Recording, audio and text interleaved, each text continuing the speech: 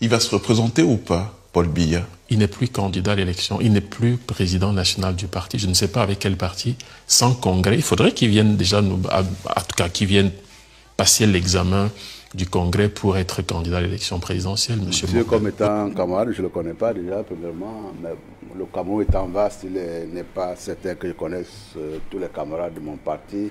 Et nous sommes des millions de personnes à nous intéresser au fonctionnement de ce parti-là qui assure la gouvernance de la République depuis un certain nombre d'années. Après, maintenant, qu'est-ce qu'il veut bien dire? Il va se représenter ou pas, Paul Biya? Il n'est plus candidat à l'élection, il n'est plus président national du parti. Je ne sais pas avec quel parti, sans congrès. Il faudrait qu'il vienne déjà, en tout cas, qu'il vienne passer l'examen du congrès pour être candidat à l'élection présidentielle, monsieur Morgan. Vous souhaiteriez qu'il se représente? Non, pas du tout. Je ne peux pas savoir. Un papa de 93 ans, il a plus besoin de son lit que de rester dans un bureau enfermé et rédiger des notes. Ce n'est pas possible pour lui d'être encore président de la République. Vous connaissez un pays où quelqu'un a 100 ans, il gouverne? Vous connaissez ou pas?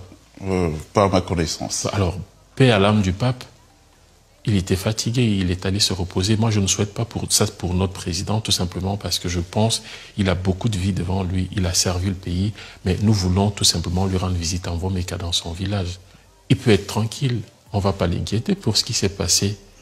On ne va pas l'inquiéter pour ce que ses amis ont fait. Pas du tout. C'est pour ça que ce débat devrait avoir lieu au sein du parti. Je suis désolé de le tenir ici. Le Cameroun est en état d'urgence. Le Cameroun est en état d'urgence généralisé. Nous sommes dans un pays où les promesses de rigueur et moralisation n'ont pas tenu très longtemps.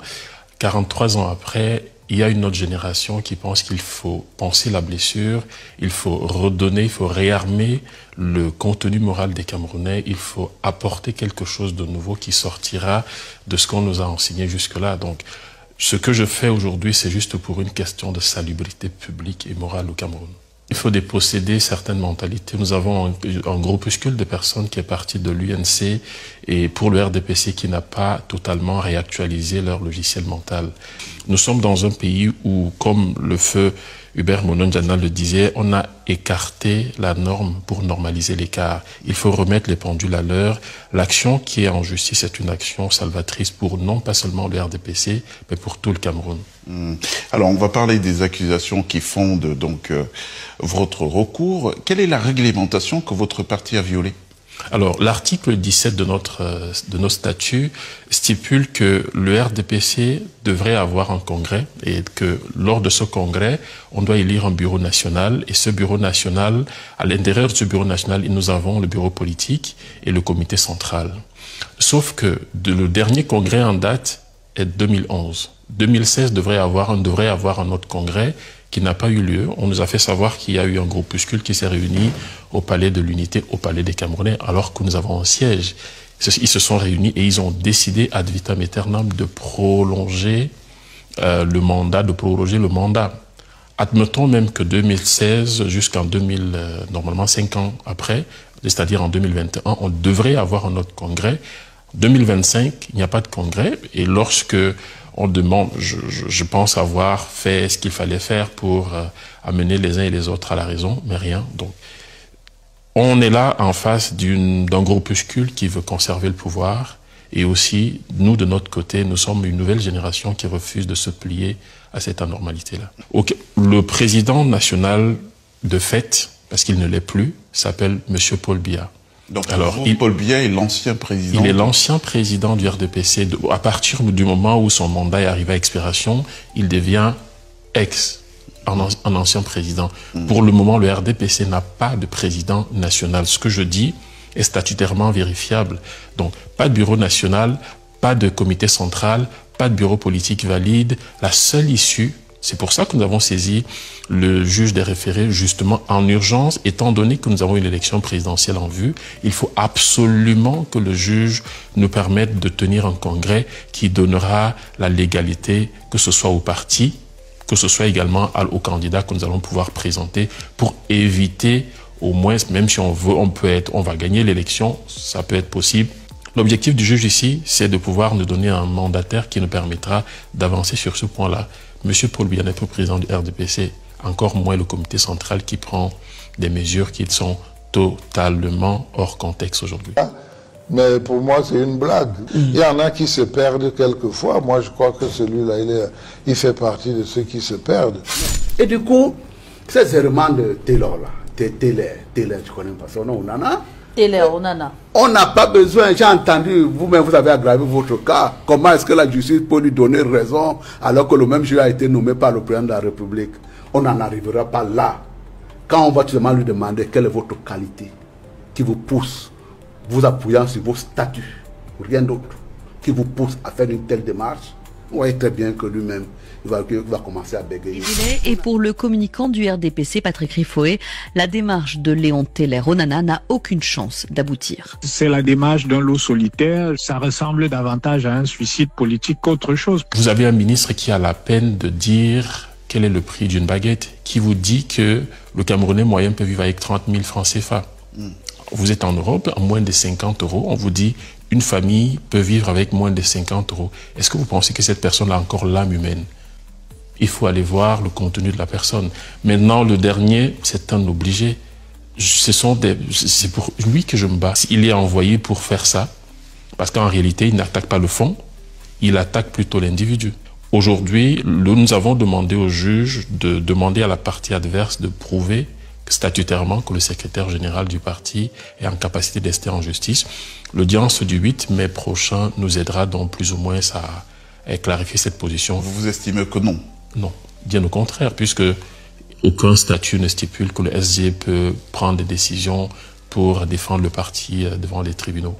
Alors, la prise de parole de vos camarades du parti, pour l'instant, n'est pas forcément en votre faveur. Vous vous sentez marginalisé ou soutenu par une frange de militants du parti? C'est un petit groupuscule d'individus accrochés à leurs privilèges qui viennent dire ce qu'ils viennent dire. Là, allez-y, baladez votre micro dans les rues de Yaoundé. Le RDPC aujourd'hui est confondu à l'État, donc ceux qui dirigent le RDP sont les mêmes qui dirigent l'État. À un moment donné, je parle au nom d'une génération méprisée, d'une génération qui dit non, d'une génération qui ne va plus se laisser faire.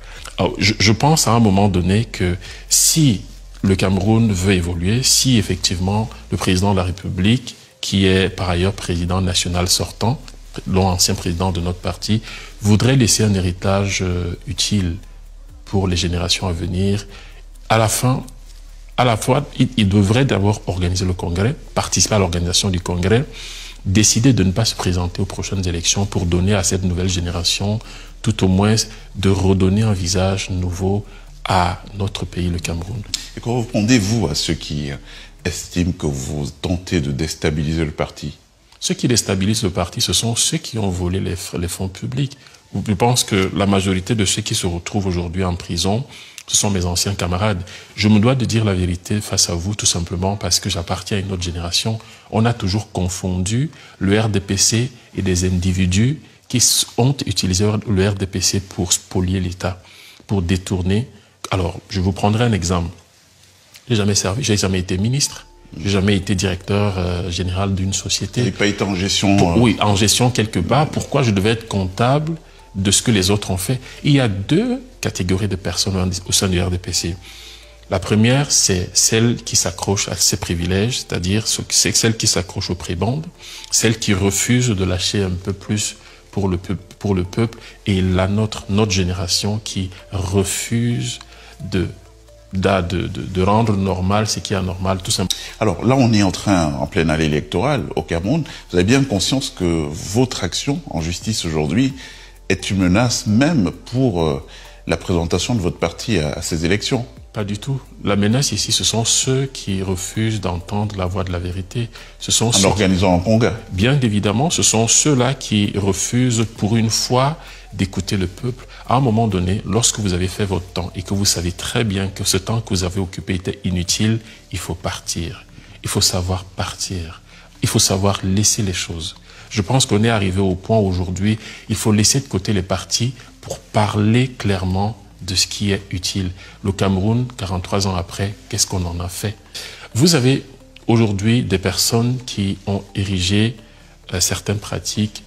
On ne peut pas avoir des jeunes qui ont fait quelques études et à qui on propose obligatoirement certains supplices corporels pour essayer d'avancer socialement. Il faut combattre ça. Nous allons mener ce combat parce que je ne suis pas seul. L'impression que mes aînés en face donnent, c'est que je suis seul, mais j'ai des millions de jeunes derrière. J'ai des millions de jeunes derrière. On ne peut pas aujourd'hui avoir pour seul argument le moulinex et croire qu'on va écraser les intelligences dans ce moulinex-là. Parce qu'il y a un ministre de la République, un camarade du parti, qui a utilisé cette expression, qui est passée inaperçue, personne n'en a parlé. Il vous dit qu'il va écraser, voilà, toute personne qui se lèvera pour dire il faut arrêter. Les intelligences au Cameroun aujourd'hui qui sont sorties, je profite de l'occasion pour leur dire que le temps de la lumière est arrivé. Ils peuvent rentrer dans d'autres pays. Ce ne sont pas les extraterrestres qui viendront délivrer notre pays, c'est nous-mêmes. Il faut déposséder ces anciennes mentalités qui, plus ou moins, sont restées confinées dans ce qu'on a appelé le parti unique. Ils sont tous convoyés de l'UNC pour le RDPC. Moi, je leur demande de venir se joindre à nous pour bâtir un nouveau Cameroun. Les Camerounais, dans leur immense majorité, sont des personnes intelligentes. Aujourd'hui, le seul handicap que nous avons, c'est la petite élite qui s'est agrippée au pouvoir, qui s'accroche. N'ayez pas peur.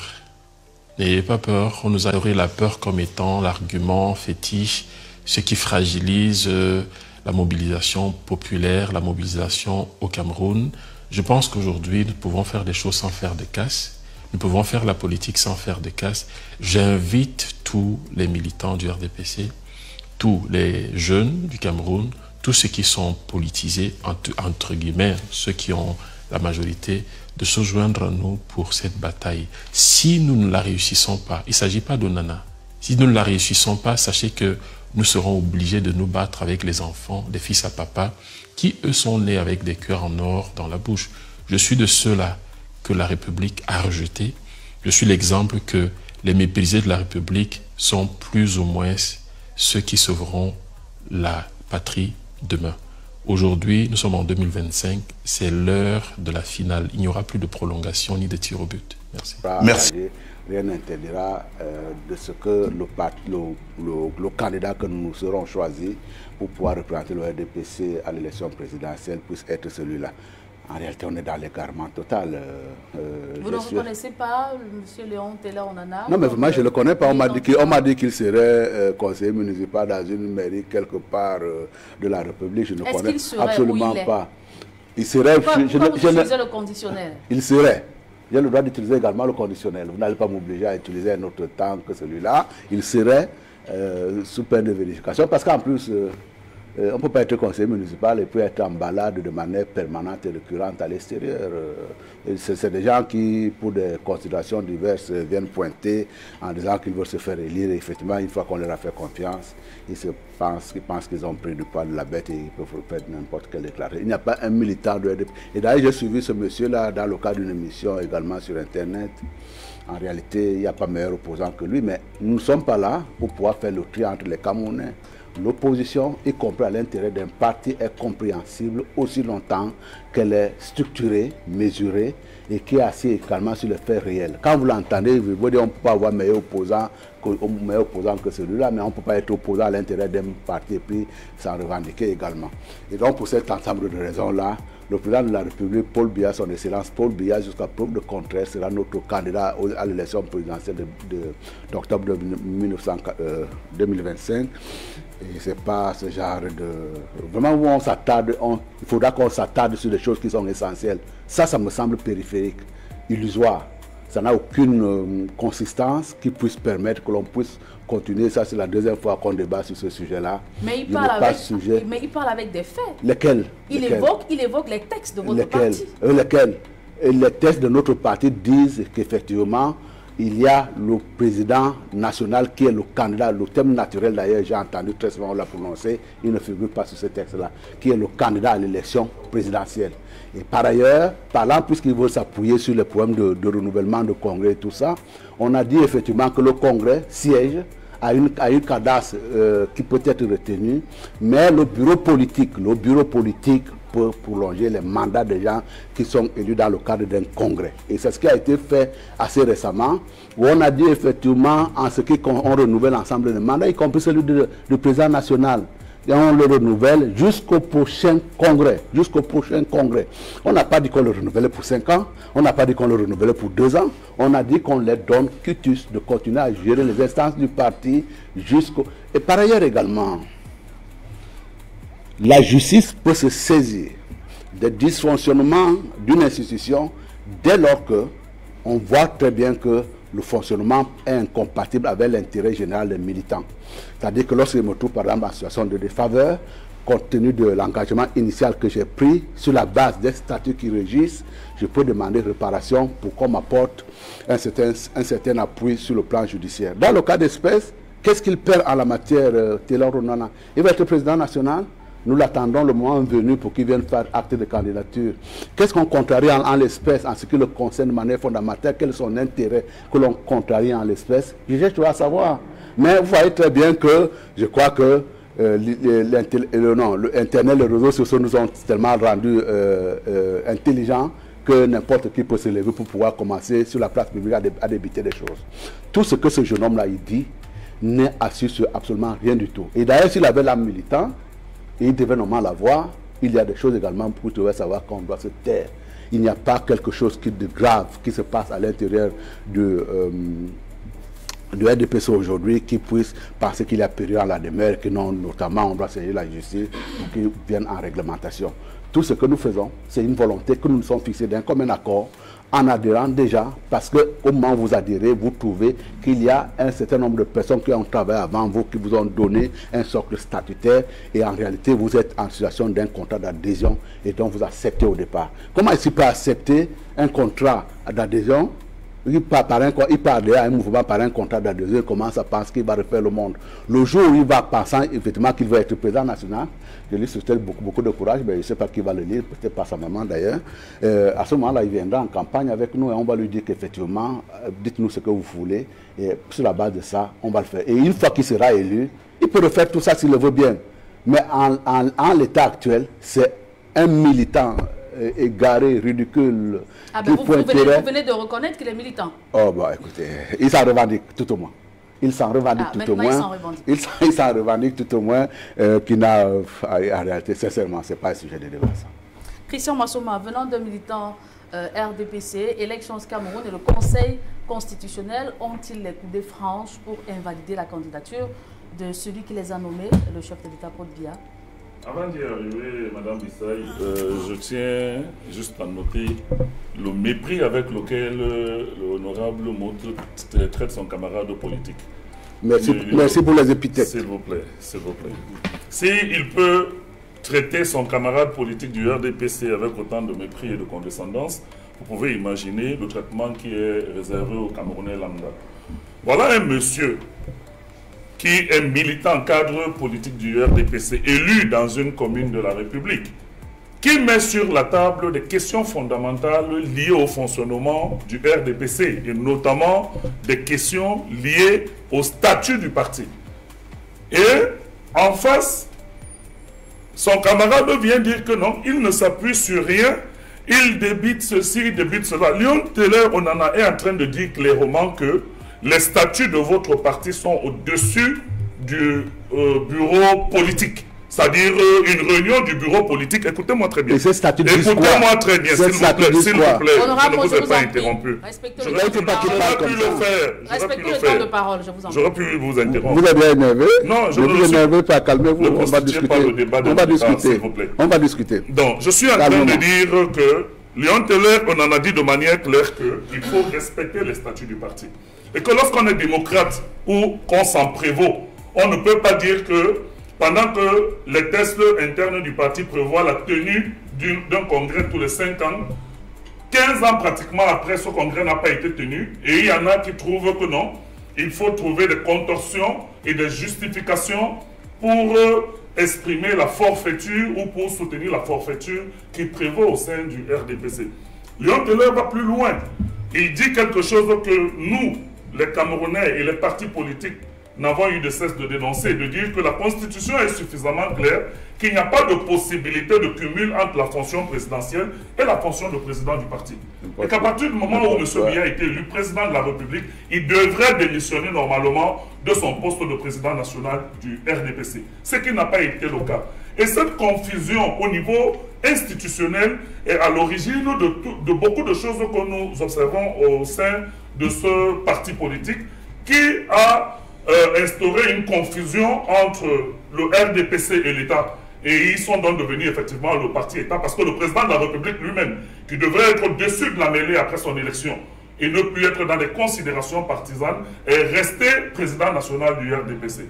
Alors, si on s'en tient aux éléments de droit qui sont avancés par le cadre du RDPC, oui, il faut s'interroger sur la légalité de la candidature de M. Biya, puisque les tests du RDPC prévoient que c'est le président national qui est candidat du parti à l'élection du présidentiel. Et aujourd'hui, force est de constater que le président du RDPC est un président de fait et n'est plus un président de droit, parce que l'instance qui aurait pu lui donner cette habilitation ne s'est plus jamais tenue depuis 2011. Et qu'on a essayé de trouver des petits détours pour essayer de justifier qu'on a prorogé tous les mandats depuis le bureau politique de 2016. Qui peut imaginer un seul instant dans une organisation qui a une prorogation ad vitam aeternam des mandats de ceux qui sont élus? Quand vous êtes élu pour un mandat. Vous ne pouvez pas être élu en perte et profit et de manière indéterminée. Je suis très mal à l'aise de trouver que nos amis du RDPC, comme Honorable Mout, sont très à l'aise lorsqu'on tord le cou à la loi. Lorsqu'ils tordent le cou à leur propre test organique. Et il faut les voir lorsqu'ils font la morale à l'opposition. Lorsqu'ils viennent se mêler des affaires de l'opposition et qu'ils n'ont pas le culot et l'audace intellectuelle nécessaire pour être des lions de l'air Onana. Dans votre institution, peut-être que beaucoup sous cap n'arrivent pas encore à faire comme Léon Tiller, mais ils pensent la même chose.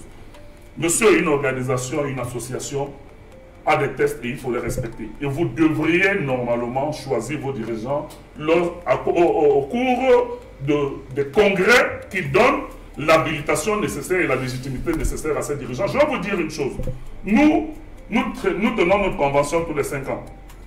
Et nous avons respecté scrupuleusement les délais de tenue de chaque convention où nous avons élu un présidium qui a donc la légitimité et la légalité nécessaires pour pouvoir agir. Ce n'est pas un groupe de personnes se retrouvant à Yaoundé, fût-il du bureau politique, qui vont déterminer la vie d'une organisation et décider pour tout le monde. Donc pour revenir donc à ce que nous sommes en train de dire, à l'état actuel des choses, le RDPC n'a pas de candidat. Puisque si on regarde effectivement les dispositions de leur statut et qu'on considère qu'effectivement il n'y a plus un président dans le bateau RDPC depuis longtemps, donc il n'y a pas un candidat du RDPC pour l'élection présidentielle. Tout à l'heure, lui-même a dit que lorsqu'ils auront déterminé leur candidat avant de se reprendre, ça veut dire que même lui n'était pas sûr, ne savait pas qu'il y avait un candidat jusqu'aujourd'hui. C'est lors de son déploiement ou alors de son argumentaire qu'il a fini par dire que c'est le président Biya qui est... Oui, vous l'avez dit. Peut-être que vous ne vous en êtes pas rendu compte, mais vous l'avez dit. Vous regarderez l'émission à nouveau et c'est ce que vous avez dit, honorable. Donc, ce doute, oui. Est-ce que dans ce cas de figure, Élections Cameroun et le Conseil constitutionnel, je reprécise ma question, ont-ils les coups de franche pour invalider la candidature de Paul Biya souscrite? Lorsqu'ils seront saisis, ils devront se prononcer. Ils devront se prononcer. Peut-être qu'ils n'auront pas les coups de franche, comme vous avez dit, parce que vous savez très bien que les membres de Élections Cameroun et du Conseil constitutionnel sont nommés par le président de la République. Et que chez nous, au lieu que vous soyez là pour l'institution et que l'institution soit au-dessus des hommes, on a l'impression que lorsque vous êtes nommé à un poste, vous devez faire allégeance à celui que vous a nommé. Nous avons vu un cas de figure récemment dans un contexte particulièrement tendu au Sénégal, où le Conseil constitutionnel, bien que nommé par le président de la République, a décidé de prendre ses responsabilités et de ne pas cautionner la forfaiture que le président Macky Sall voulait perpétrer sur la démocratie sénégalaise et sur les institutions sénégalaises. Donc nous nous appelons effectivement ces institutions qui sont appelées à trancher sur la légalité des candidatures à l'élection présidentielle, le moment venu, lorsqu'elles seront saisies, de prononcer effectivement l'illégalité de cette candidature qui, depuis longtemps, pose énormément de problèmes dans notre paysage démocratique. Parce qu'il n'y a aucun texte qui soit au-dessus de la Constitution. Et si la Constitution a prévu que le président de la République ne peut pas cumuler sa fonction avec la fonction de président national du parti, ça fait très longtemps que le président de la République n'aurait plus dû être le président du RDPC. Maître